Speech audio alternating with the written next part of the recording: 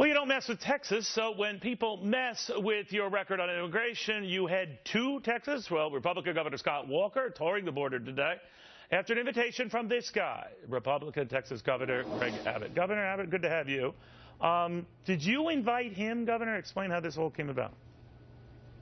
The way it came about, Neil, is that I was at a governor's conference in Washington, D.C., and at the time the governor mentioned that he would like to see the border, and I said I'd be happy to show it to him because part of my goal is to educate officials around the entire country about the challenges that Texas is facing on the border, how we are incurring hundreds of millions of dollars of costs because the federal government has failed to do its job to secure our border. So this wasn't your way of saying, I like this guy Walker, he's my guy.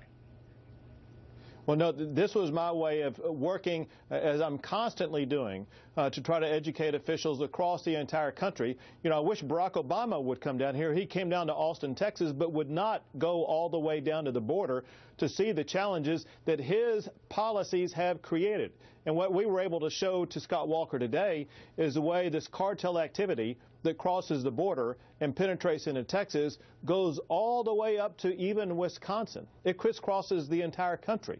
And this is a national issue that the federal government has responsibility to address, and because they are failing to address it, Texas taxpayers are being put on the hook, now coming up with a budget item of about $700 to $800 million for just the next 2 years. Wow. You know, Governor, this comes at a time, maybe owing to the fact that Governor Walker, for the time being, is the front runner for the Republican nomination. He and Jeb Bush go back and forth, as you know, that his old immigration stance has been called in question. He's been inconsistent.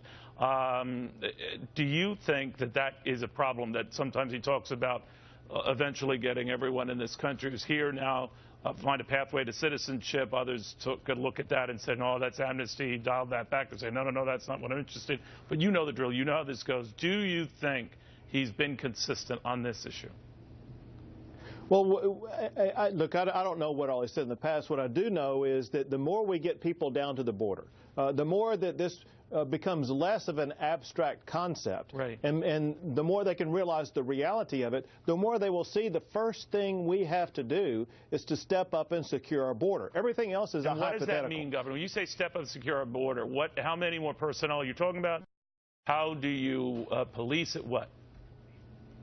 Under my plan that's in the legislature right now, we want to add 500 more Texas Department of Public Safety officers, more Texas Rangers, more funding for local law enforcement, more tools and technology. One thing we were able to show is the way the use of modern cameras and technology can reveal cross-border activity and how that can be connected to law enforcement officers immediately that they can act on. But this costs money, and we need the federal government to supply that money and supply the resources. Why is it that state of Texas officers have to be doing this job? This is the job of the Federal Border Patrol. And so I'm looking for a president who's going to stand up and defend our Constitution, defend our sovereignty, and secure our border from this ongoing threat. Your predecessor, Rick Perry, had the same issue when I think he sent 3,000 guardsmen to the border, arguing that that would be something that Washington should pay. As far as I know, sir, that never happened.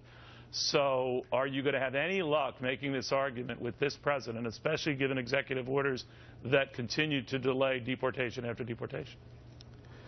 Well, for one, we are working with a new Congress now, and I have worked with Congressman McCall, who is working with us to try to get Texas reimbursed for the National Guard expense as well as other expenses we are incurring. Are they still there, Governor? Are those 3,000 still there?